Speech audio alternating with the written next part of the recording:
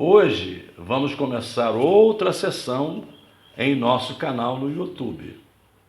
Estaremos tratando de um pouco da história da igreja, assinalando os principais pontos desde o nascimento de Cristo até os dias contemporâneos.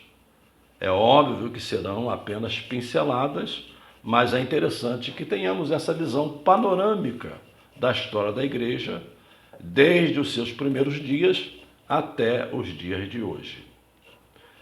Como não poderia ser diferente, vamos começar pelo nascimento de Cristo, que se deu no ano 4 a.C. E aqui é bom fazer uma ressalva. Quando se fala em 4 a.C., é por causa do erro do calendário gregoriano. Então, a data correta, ou a estimativa da data correta é essa, 4 a.C., quando se deu o nascimento de Cristo em Belém da Judéia, cumprindo-se a Escritura. Vale ressaltar, inclusive, que em Lucas capítulo 24, quando Jesus se encontra com aqueles discípulos frustrados que desciam de Jerusalém para Emaús, Jesus entra na conversa e, a partir de certo momento, começa a expor a eles a Escritura, começando por Moisés e passando pelos profetas, pelos escritos, e quando ali se usa a figura de Moisés, é claro que Jesus se reporta ao Pentateuco. Então, estamos começando a história da igreja com o nascimento de Cristo, já que ele é o fundador da igreja. Ele mesmo disse: eu edificarei a minha igreja. Outro ponto a se destacar é o início do ministério público de Jesus. Isso se dá no ano 29, também levando em conta o erro do calendário gregoriano, e nessa época Jesus tinha 30 anos de idade.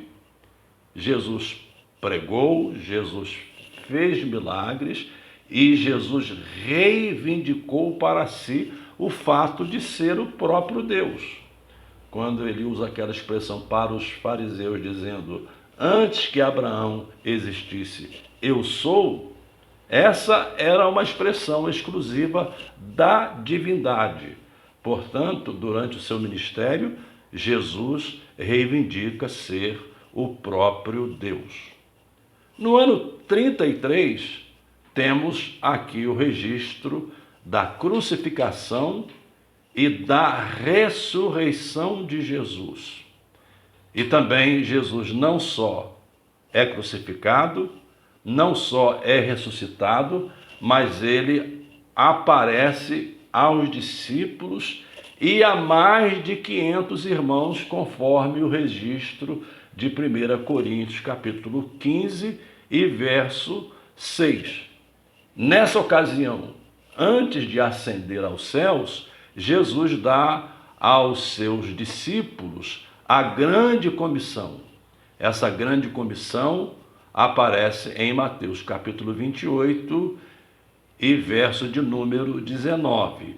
E após 40 dias, ou seja, após os 40 dias da ressurreição, Jesus ascende aos céus, mas é bom registrar que nesse dia também temos o registro de Lucas no livro de Atos, quando Jesus diz aos seus discípulos: mas recebereis a virtude do Espírito Santo e ser minhas testemunhas, tanto em Jerusalém, como em Samaria e em toda a Judéia e até os confins da terra.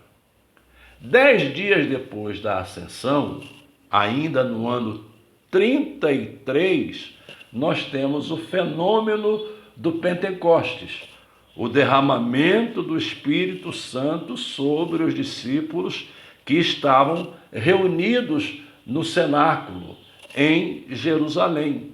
Nesse dia, quase 3.000 pessoas se convertem a Cristo e, a partir desses convertidos, muitos deles oriundos das mais longínquas fronteiras do Império Romano, esses irmãos retornam às suas regiões e começam a espalhar o Evangelho de nosso Senhor Jesus Cristo em todas as fronteiras do Império Romano. Um ponto a destacar do dia de Pentecostes é que Pedro se levanta, se põe em algum lugar visível, fora do cenáculo, e prega aquele sermão em que ele fala que o Pentecostes era o cumprimento da profecia de Joel, aludindo ao fato que naquele dia, no dia do derramamento do Espírito Santo,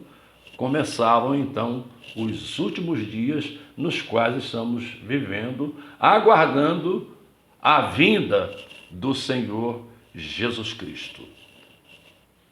No nosso próximo encontro, na próxima semana, vamos dar continuidade nesses pontos que estão sendo pincelados sobre um pouco da história da igreja, desde os dias do nascimento de Cristo até os dias contemporâneos. Um grande abraço e até a próxima semana.